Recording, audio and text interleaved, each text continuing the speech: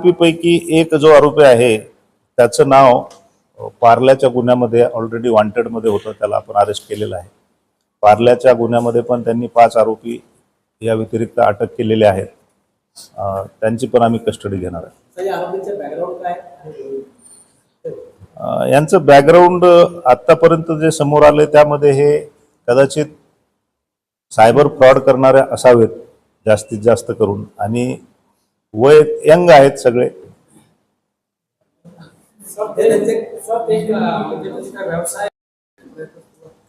हो, नक्कीच.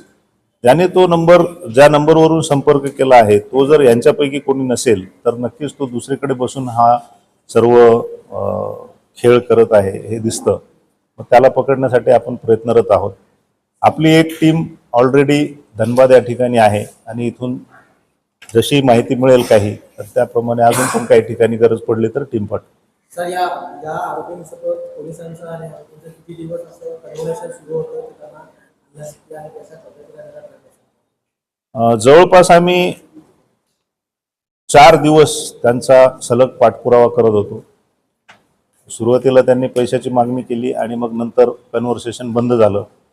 मग ज्या ज्वेलर्स आहेत त्यांना सांगून परत ते कन्व्हर्सेशन सुरू करण्यासाठी त्यांची मदत घेतली आणि मग हळूहळू त्यांचा विश्वास संपादन केला की आम्ही त्याला हे सोन्याचे कॉईन्स जे आहेत ते देण्यासाठी तयार आहेत व्यापारी, आणि असं त्याचा विश्वास संपादन करून मग त्यांना ट्रॅप करण्यात आलं.